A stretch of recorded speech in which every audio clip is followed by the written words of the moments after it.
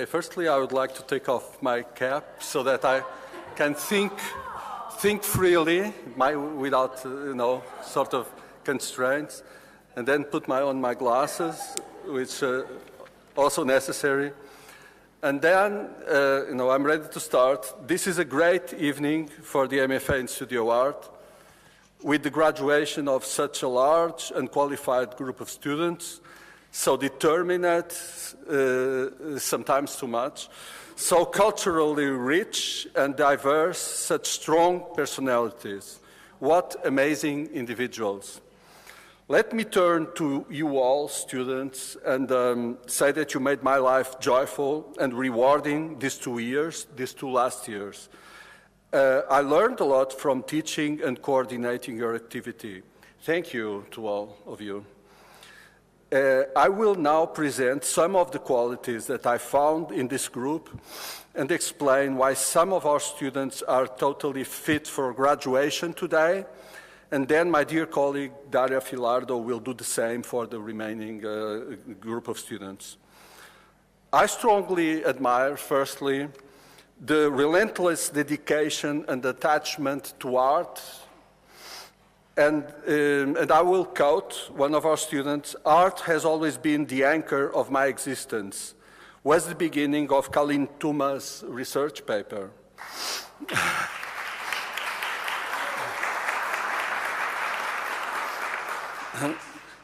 Kalin went from Lebanon to Dubai and then to Nova Scotia. Kalin returned from Nova Scotia to Dubai and then to Lebanon before coming to Florence. This relentless transhumance through the different continents, where almost everything is so diverse, strongly requires an anchor. And this, her uncompromising love of art and the drive to be an artist is really her anchor. During a recent critique, one of her fellow students mentioned that Kalin's individual exhibition showed that probably she is the student whose evolution was more spectacular during this program. I'm quoting one of the artists, so I'm not partial, it's one of you who said it. I certainly agree, I have to agree. In the beginning of the program, she was divided and sometimes confused between her cult of the perfect classical body and at the same time the pursuit of pure spirit. But she managed to combine the opposites, and this made Kalin's work develop so fully. I feel absolutely confident about the fact that she has been chosen to represent the MFA in an exhibition in the SACI Gallery in New York in June. But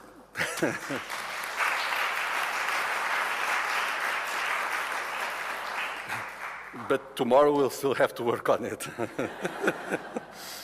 I admire the way our students were never indulgent or self-satisfied about their skill and talent, but always tried to go further when no one else has gone before. George Alexander, besides being an accomplished painter, is a totally committed and almost too honest human being, if that exists, if you can be too honest.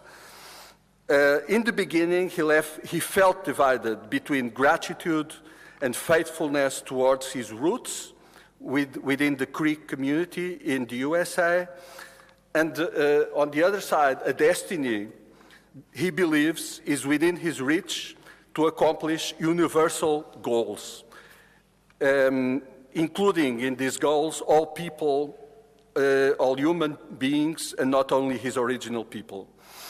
This universality was enhanced by his presence of 2 years in this unique Duomo of art in general, which Florence obviously is.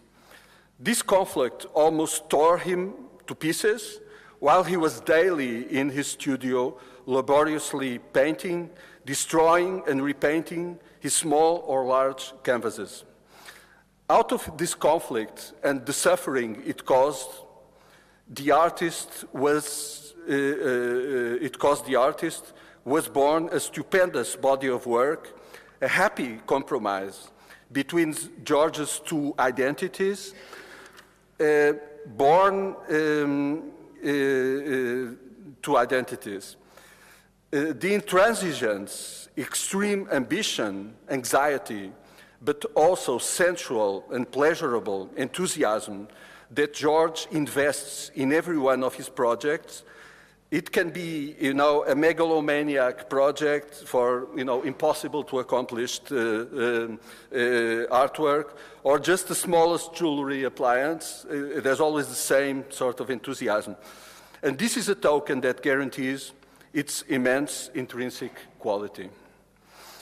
I also admire the way our students manage to transform chaos, instability, emotion, and tragedy sometimes into coherent and a poetic body of work. Rebecca McLachlan was my teaching assistant. I chose her with the first year. I don't know if the first years are here. No, eventually not. Some of them. I chose her due to her strong and compromising ethic, and because she is a tireless worker with a high degree of professionalism. She did increasingly strong printmaking projects with Gary Lisa, culminating in her series called Giardini in Colti.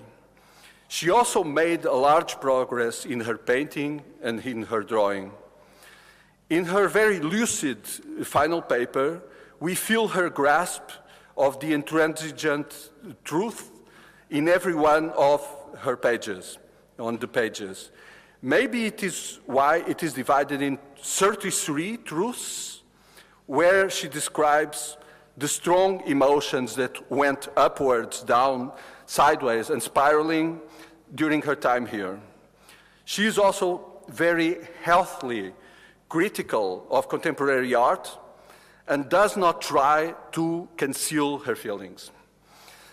She also says, "My indignant response is due to the constant narrative of work that is commonplace now in contemporary art. Even work that doesn't need it. I'm tired of words that have ruined my experience with the work in front of me." In homage to Rebecca, I will shut up and say no more words about her magnificent and wild gardenscapes. I finally have to admire artists who, through their individual action, sometimes discreetly, change the world into a better one. Robin DeSantis is a different kind of artist from the others that we have here today. A literature major as undergraduate, she spent some of her time developing skills in diverse media as drawing, painting, fresco, digital, photography, and even fashion design. I'm almost tired of saying everything you did here. Looking at this superficially, it might, I might say, oh, maybe it's a little bit pedantic, but grasping deeper into it, we can detect a higher design in her stroll. That, Debord spoke about the stroll, and we can see a stroll in your work.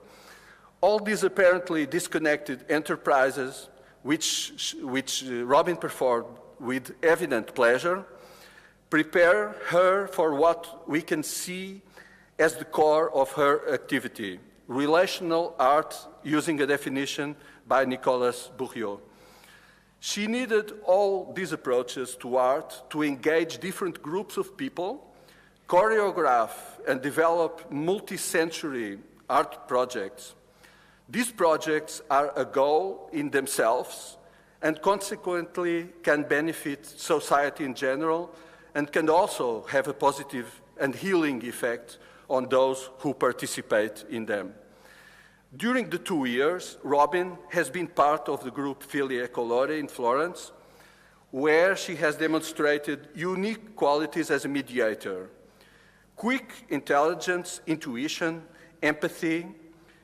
Progressively, she is also becoming more demanding about the artistic nature of her projects, in what regards bringing to a maximum their impact on the outside viewer.